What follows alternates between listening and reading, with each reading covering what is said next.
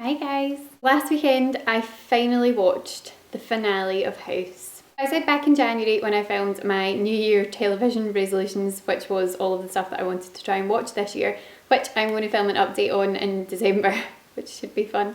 But one of the shows that I said that I wanted to watch was House. If you have watched my channel for a while and you saw that video, you would have seen that probably about a week after that video, I uploaded a review of season 1 of House. I binged the first 3 seasons in like a month, and it was just absolutely incredible and addictive. I'm going to talk about the finale and I'm going to talk about most of the seasons. There's going to be stuff brought in from most of the seasons in this video. So if you've never watched House before, switch this video off now because obviously it's just going to be chock full of spoilers. So after season 3 I paused on my binge because the way that season 3 ended, the team that we'd been so used to for the first 3 seasons, so House with Cameron, Chase and Foreman, that team kind of dissolved for various reasons. So he sacked Chase and then Cameron and Foreman quit, and I was just like, no, I don't want to have to watch it if they are not going to be integral to the storyline. I can't cope with the idea of not having them because these characters are the characters I love and care about.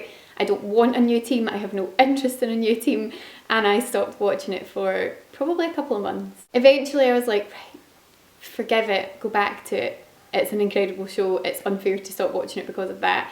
And I did go back to it, and it's just one of the best things that I have ever watched. I'm just going to touch on the finale and talk about how incredible that episode was. I had been told by my friend that the House finale was one of her favourite finales of all time. She said that it was absolutely incredible, that you just wouldn't see it coming, what ends up happening in it. And so I was kind of like preparing myself for this, like, wow, like this is going to be good. And then I worried that when you do that, things sometimes don't end up being as good as you've expected because you've built it up too much in your head, but this totally was. So towards the end of season 8 they did the unimaginable, which was what I was, like I spent the last, I think, 4 episodes just crying. Like the last 4 episodes of the show I just like sat and cried for most of it because they decided to kill Wesson. When Wesson found out that he had cancer, that genuinely broke my heart because what I love about this show, I have no plan for this video, by the way, so it's going to completely jump around and just be whatever comes to mind, so prepare yourselves for that. But what I love about the show is the friendship between House and Wesson, and that's what I think the show is really mainly about. The show is an incredible character study, studying not only House, it's mainly a character study of House, I think, but it gives you such deep understanding of all of these characters in such a clever way because each episode isn't just dedicated to sitting chatting to the characters, it's dedicated to cases and patients and finding out what's wrong with patients, but through solving those cases and the issues that they bring up. So maybe someone's religious beliefs or someone's marital status or the way that someone behaves in their personal life, how that affects the doctors and how they react to the patient because of that, teaches you more and more and more about them. And as the seasons progress, season 1 is mainly, I felt, kind of set in the hospital, but as the seasons go on we get more and more snippets of them outside of that hospital environment and get to know them on a much deeper personal level. However, for me, I think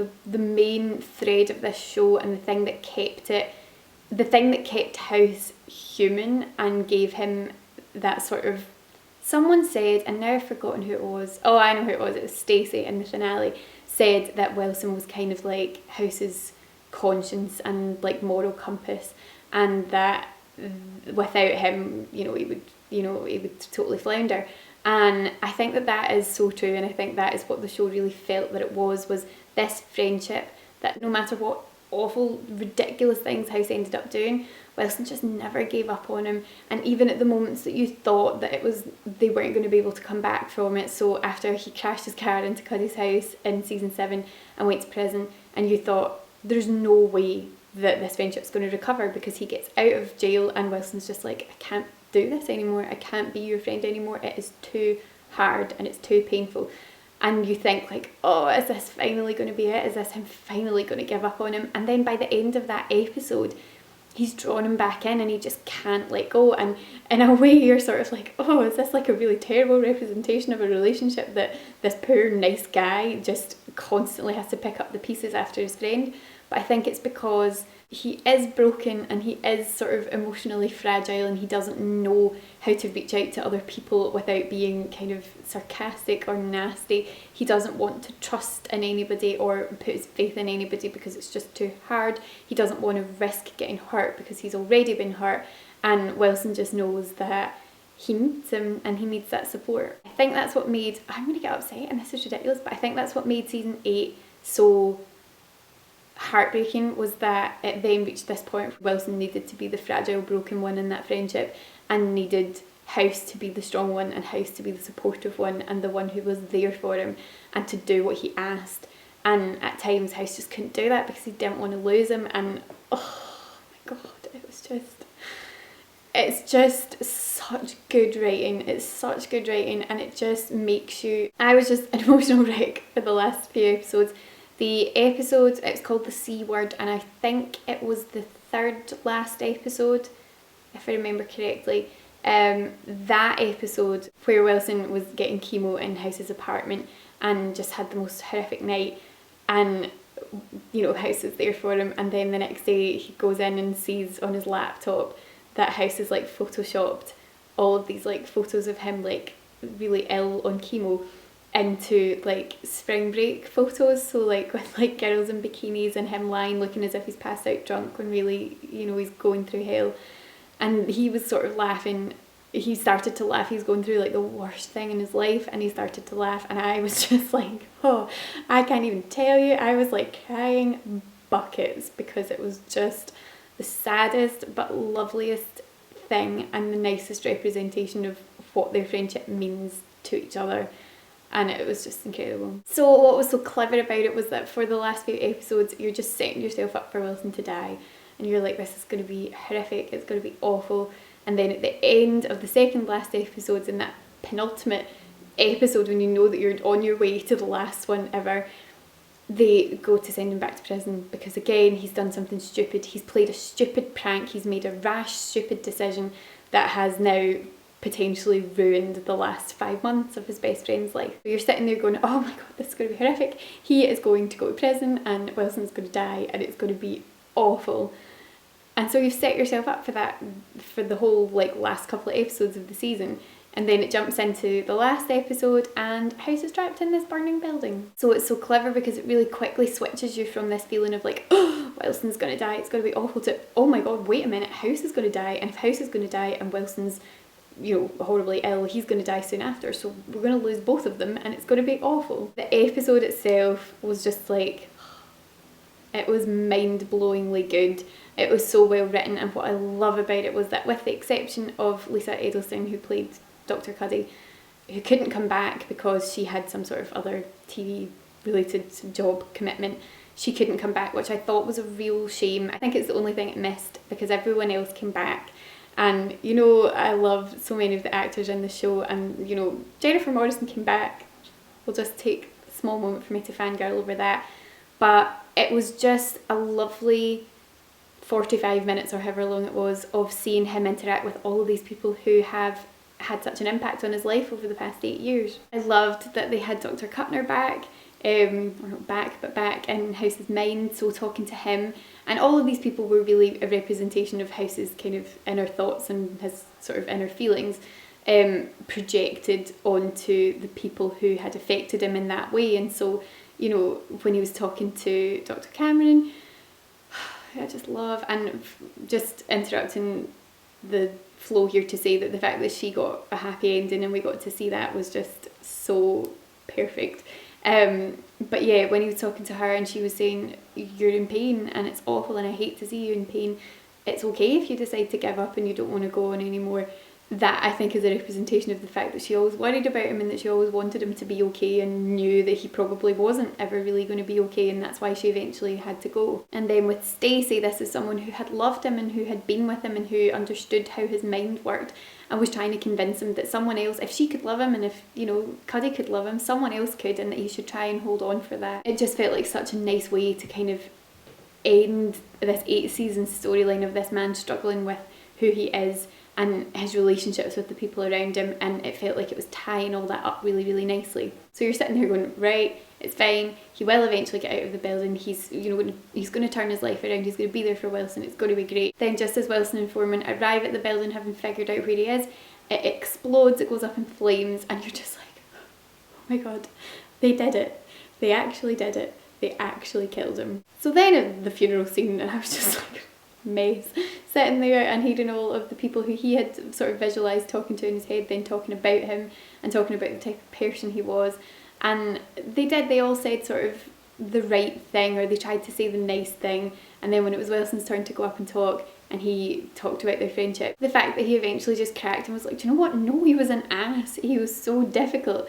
And the fact he was eventually the first one to be like completely honest about him and just be like, this was the type of man he was so refreshing and so nice. So when his phone started beeping and he had a text from him, it was just like, oh, it just sent you on this emotional roller coaster, because you'd started off the episode being like, oh, Wilson's going to die, it's going to be awful. And then you go, oh my god, House is going to die, no, it's going to be terrible. Then, oh no, he's probably going to be getting out and it's going to be okay. No, he's actually dead. Hang on a minute, no, he's not. Oh, it was just so incredibly clever. So when they got to meet up and go off into the sunset together, which is essentially what happened, it was perfect. And what my friend and I were saying was that you didn't expect a show like this to have such a happy ending, if that makes sense. Obviously it's not happy in the sense that Wilson's going to die, and the thought of that just makes me very sad. But it was happy in as much as House got this chance to start his life over in a way and get away from all of the baggage and the hurt and the sort of sadness of his past and start over again, but doing that with his best friend. They got to spend that time together. That was all that Wilson had left. They got to spend that together and do whatever it is that they want to do. I like to think in my head that maybe there was some miraculous turnaround and Wilson's fine and he managed to recover, but even if he didn't, they got that time together, and that's just what was so important. For a show that was built around that friendship, it was very important, I think, that that ended with them connected. And then for everyone else, we just got to see that everyone else got their happy ending. Foreman got to keep his job as the Dean of Medicine at the hospital, and what I think I read an interview or watched an interview, can't remember, with one of the writers who basically said that smile when Foreman lifts up House's badge, that smile in that final scene was, they wanted it to be that Foreman had figured it out and he knew what had really happened, which I like, because I think that the relationship he had with his 3 original team members was very, very specific, and the relationship that he had with Foreman was one that was very contentious, but it was mainly because Foreman was quite like him in a lot of ways, and I like that he figured that out and realised what had happened. Chase getting to take over the department was perfect, because I felt that's what this whole season had been leading up to, was Chase feeling like he hadn't done enough with his career at this point and wanting to be in that position. The episode where he got stabbed, I howled my eyes out at that, which I really didn't expect, because I really like Chase, but I didn't think that I was that emotionally attached to him, and I just, like, when he gets stabbed, I just could barely cope with that. But I think ever after that, for the rest of the show, it was a case of him wanting to kind of move forward and take the next step in his career, and you saw in the few episodes leading up to the finale that it kind of ultimately ended up being Chase who figured it out at the last minute, who had that light bulb moment that House would usually have. And I just was so happy for him that he is the one that got to take over that role. The relationship they had was very different to the relationship that he had with Foreman, because it felt almost slightly more like a sort of father-son sort of relationship to me. And, you know, it was sort of like House pushed him around because he knew what he was capable of, if that makes sense, and he wanted to push him to be his best. And then when he fired him back in season 3, that's why I was so gutted, because I was like, no, you can't lose this person, you've got that bond. But it all worked out okay in the end. And with Cameron, obviously the spark that was between them was always something that was going to exist, I think, and I was really pleased that she was there in that final episode for the funeral scene, because I think that it was important that she said goodbye to. I think that was an important relationship to him, because it showed him in the early days when he was probably at some of his worst, that someone could fall for him and that someone could love him and want to be there for him. And although she obviously was very sort of broken herself and desperately wanted to try and fix him, and that probably wasn't very healthy, I think that she was a presence in his life that he really needed at that point, and so I'm glad that she got to say goodbye. And also it just was an excuse for Jennifer Morrison to come back to the episode. I would love to know what happened to 13, because I think that was another really heartbreaking storyline and another moment that made me cry. This show just made me cry all the time. But when House in season 7 told her that he would kill her when the time came, he would, euthanize her when the time came, because she felt she didn't have anyone else to do it. And I was just like, oh, I think that shows the bond that they then developed. And this is what I was going to go back to talking about earlier on, was that I'd been so determined that I didn't want a new team. I was like, nope, it's Cameron, Jason Foreman with House, that's it, nobody else, don't want a new team. And then they brought in this new team and it was just genius and it worked so well. And the way that they took their time to pick the people that, when I thought to begin with, when he had 30 applicants or whatever, I was like, oh, for goodness sake, this is ridiculous. Cut it down to the final 8 or however many there were, and then was kind of slowly getting rid of them one by one. And at the time I'd sort of been like, oh, what's he doing? But the more that I think back on it, it was like that was a really careful selection process, because Talb and 13 and Kuttner, who, bless him, that storyline really threw me. And I think it was because the actor got a job with something else and so he had to leave.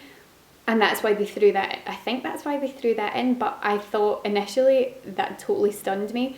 But I think it was really clever because it kind of represents what can actually happen in some people's lives, that someone who seems quite settled and happy-go-lucky might be really, really struggling, and then, something horrific like that can happen and the people around them will blame themselves even though there's literally nothing that they could have done. So House's response to Kuttner's death, I think, was something that was really important during the sort of middle few seasons of the show. But yeah, he then developed bonds with Talbot, with 13 and with Amber, which again, the storyline with Amber was just mind-blowingly amazing.